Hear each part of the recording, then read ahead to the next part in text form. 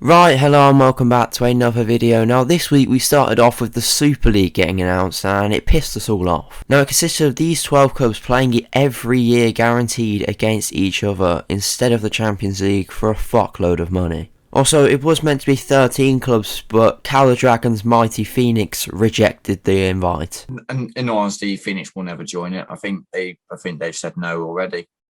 Have they? Right. Yeah, I believe they got an offer and they rejected it. I mean, I would have loved to have seen Phoenix in the Super League. To be honest with you, Cal, I thought it would.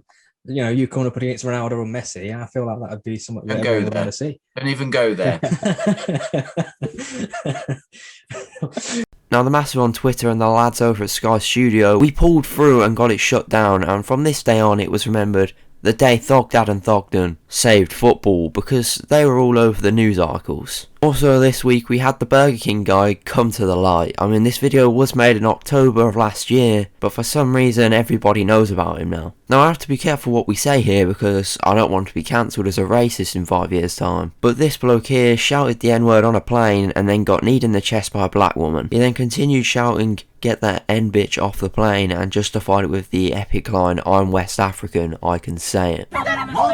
Excuse me, I'm part West African! But someone tell Ollie White about that slogan because it'll be on a t-shirt tomorrow. 60 quid anymore? Then it got announced that we were going to be getting a Netflix show about the Hype House. Now I'm not entirely sure who's in the Hype House, but it's a bunch of those TikTok twats who chuck up the wall or hit the renegade every 12 hours to make their living. Now do I reckon it'll be shit? Yes, undoubtedly it'll be shit. I mean, what do these lot have going on that can be that interesting? I mean, it'll be like a behind the scenes of how to produce a TikTok in every single fucking room these producers go into. It's been over a month since we heard off our mate David Dobrik, but there's no doubt he's sat resting peacefully in his $8 million mansion. But for his former mate Gabby Hanna, it's not great because she's quitting YouTube now. If I'm being honest, I thought she quit YouTube 3 or 4 years ago because she got dropped by Davo, then Rice Gun parred her off. So she must have just been lurking in the shadows somewhere on YouTube, probably on like the shitty vlogger sign or cringy makeup channel or something like that. Also, the YouTube boxing event is coming up on June 12th, and earlier this week Bryce, or the bloke who somehow finessed his way to being the main event, was crying on Twitter because his ex-girlfriend, who he cheated on twice, has now got a more famous and successful boyfriend. But that's not what we need to say about this boxing event, because our mate Big Gibber is coming back to fight this bloke's mate. When it comes to LA lads who dance topless in their room, I don't know who they are, but his name's Taylor and I reckon he's a pussy, to be honest. Also, top TikToks of the week are here, and we have two absolute bangers this week. Hi mate, what the hell, bit of a random question, but I'll ask something out if you want me to.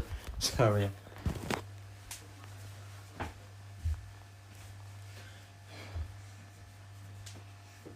Oh my god!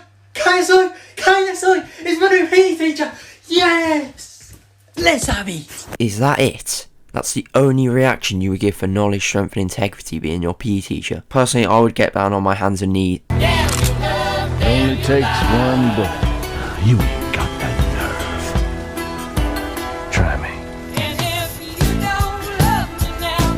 I'm sorry, but this is just too funny because I fucking hate the no allergy kids. Actually, can we say that? I don't know if we can say that, but fuck it, it's in the video. Finally this week, we all know Niko Omilana and how he's running for London Mayor. Well, earlier this week / last week, he waited outside the BBC until they actually interviewed him, and then eventually, despite the security guards doubting him, saying it will never happen. 5. So how long have you been working here for? About 9 years. 9 years, and you've never seen them come out for enough? Yeah, they don't, I don't know, they just don't do it. He got his interview, and in his interview, well, he pretty much just went on about how he's a BBC and how he was gonna, help all the kids of London out. And then at the end, he told Boris Johnson to shush. I have a message to our Prime Minister on behalf of every young person in our nation. Boris Johnson, shush. Well, now he's predicted 5 to 6% of the votes and to come in the top 6 candidates. So who knows, maybe Niko Omilana actually could become the Mayor of London. Anyway, that is the end of today's video. If you did enjoy, please drop a like or comment, but also subscribe because we're going for 100 subs by the end of the year. But yeah, I'll see you in the next video.